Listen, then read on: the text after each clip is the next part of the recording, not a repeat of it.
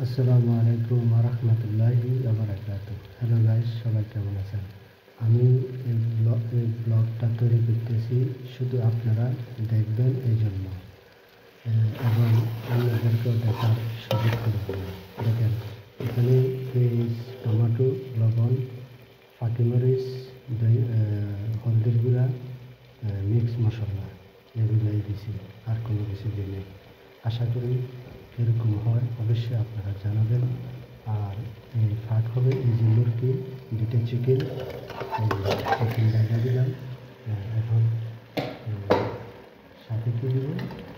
সাথে এই যে আলু দিব, এই যে আলু দিব। এখন মনে করেন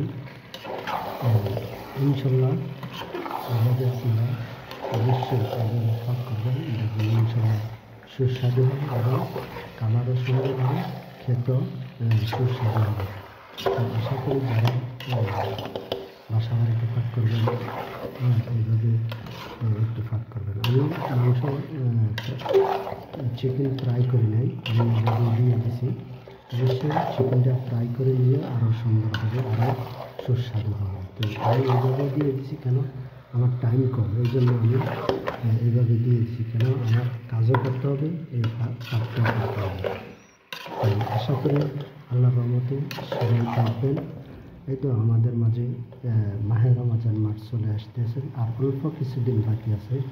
ইনশাল্লাহ সবাই, সমস্ত মুসলিম উম্মা ভাই বোনেরা মাহে রমজানের প্রস্তুতি গ্রহণ করবেন, এবং এই রমজান মাসে বেশি বেশি আপনারা সব 12 মাসে বেশি বেশি কোরআন তেলাওয়াত করবেন, তবে রমজান মাসে একটু বেশি করবেন। এই রমজান মাসে বেশি বেশি দান সাকাত করবেন, 12 মাসেও দান সাকাত করবেন।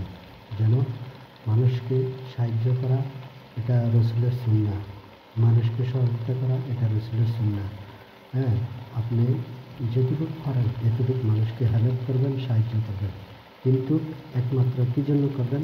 আল্লাহ রসুল, আল্লাহ রসুল যেন খুশি হয় এই উদ্দেশ্য করে করবেন। কিন্তু মানুষকে দেখানোর জন্য যে আমি দানবীর, আমি সমাজসেবক, এরকম হলে হবে না। তাহলে আপনার কোনোটাই লাভ হবে না। যদি আপনি মনে রাখেন যে আমি যা করতেছি সব কিছু আল্লাহ রসুলকে রাজি খুশি করার জন্য করতেছি, যেন আল্লাহ রসুল রাজি খুশি হয়ে যায়, কাল কিয়ামতের মাঠে যেন আমার নাজাতের ফায়সালা হয়ে যায় সকল মুসলিম উম্মাহ ভাই বোনদের। আর যারা অমুসলিম আছে তাদেরকে যেন আল্লাহ হেদায়েত দান করে ইসলামের জন্য কবুল করে নেয়। আমি সবাই ভালো থাকবেন, সুস্থ থাকবেন। আল্লাহ হাফেজ। আসসালামু আলাইকুম ওয়া রাহমাতুল্লাহি ওয়া বারাকাতুহু।